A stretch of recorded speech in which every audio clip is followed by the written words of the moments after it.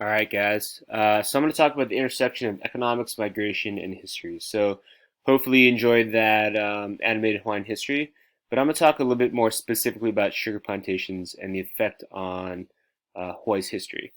Okay. So one of the first things to think about is kind of going back a little bit. We're talking about the native Hawaiians, and this map kind of shows the migration route of the Polynesians over the course of thousands of years, right? So they came out of Asia and then came down to what's now Indonesia and Southeast Asia, the Philippines, and then eventually to the South Pacific. And then lastly, or one of the last migrations was Hawaii right here, right? So it's just kind of interesting to think about how people have progressed throughout the South Pacific over the course of history. All right, so in order to talk about the impact of sugar plantations on Hawaii, we have to think about the migration push and pull factors, right? So anytime you think about why people arrived in a place or why they left a place, you have to start with push and pull factors. So the way we understand push factors are essentially these are things that push people away from a place, right? And obviously one of the big ones is persecution or violence or war. We have refugees that leave places because of natural disaster. Um, but oftentimes on a more simplistic level, it's because of there's lack of opportunity, right? Or there's poor wages, or there's lack of jobs. So when we talk about people that come to America, we all hear that they want to come here to live the American dream, or they want to pursue new work, or they want to start a family in a democracy, right? So push factors often have to do with the place that someone leaves, and more often than not, they're negative things, right? They're going to push you away.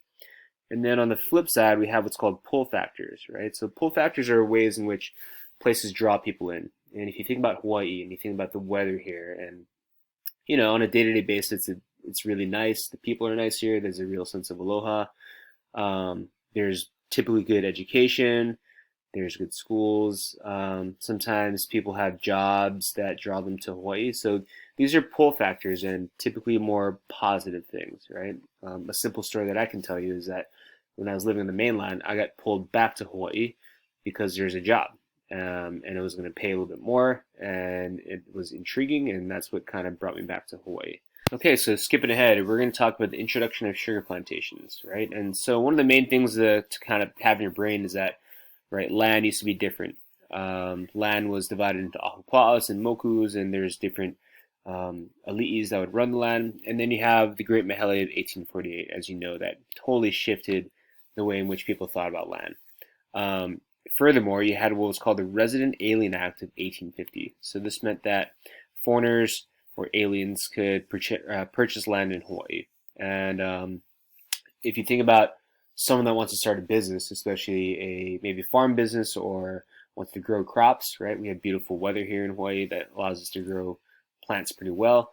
Then you're gonna have people buying up that land to start their sugar plantations, and plantations really altered the land, and the economy, and the population here in Hawaii, as you'll find out.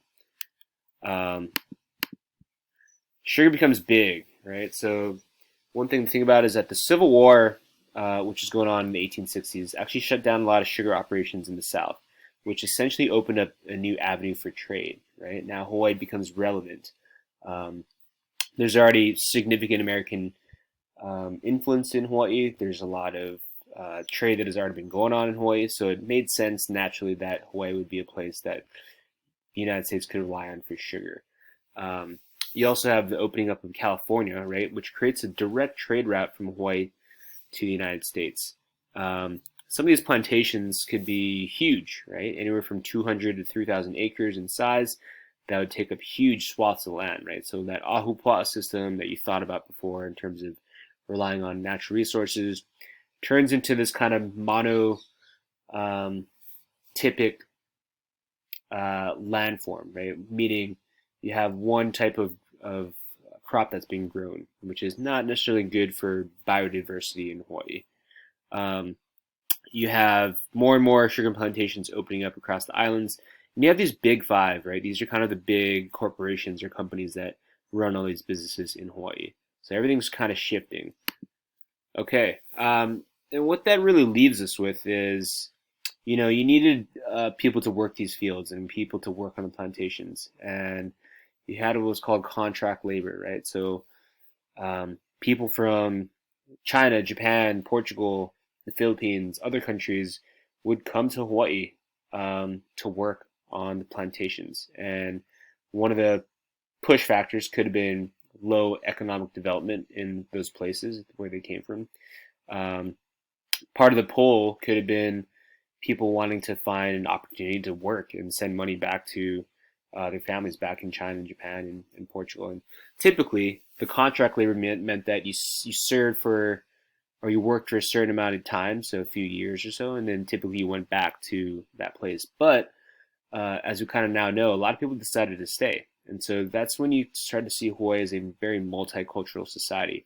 You have a lot of Asian influence because many of them worked in Hawaii on plantations. And then, of course, you have a lot of Western influence because people came here as missionaries to promote their religion. Back when Hawaii was in whaling, you had a lot of ships moving from all over the Pacific, stopping in Hawaii, and people got off, people stayed, right? People started to put down roots. So that's kind of what you see in terms of Hawaii becoming a multicultural society, and it still is. And then you have another effect on Hawaii, which is the landscape, right? So anytime you have these big plantations, the land's going to be altered, like I mentioned before. So you see a changing landscape. You have water, which typically went through streams and people used for their own taro patches and farms. A lot of that water is being diverted to sugar plantations because you need a lot of water to operate one of these plantations, right? And that's going to greatly affect the look or the landscape of the islands, which you can kind of still see today. If you travel around in the urban environment or anywhere, most places on Oahu, most of those plants and trees you see are not native to Hawaii. And so there's definitely a change in the landscape. And to kind of sum it all up, right, you have, right, this is obviously a kind of over exaggerated version of what Hawaii is now, right? That's just downtown Honolulu, Waikiki. But we really got away from this Ahupua'a system. And, you know, thinking about how land has changed and how the demographics of Hawaii has changed, it's interesting to think about how impactful the sugar plantations were on Hawaii. So hopefully this gets you to start to think about some of the push and pull factors that are related to your family. You're going to go and ask your parents and see if you can dig up any information about how they got to Hawaii or how their families got to Hawaii and trying to pick apart your family history. Okay.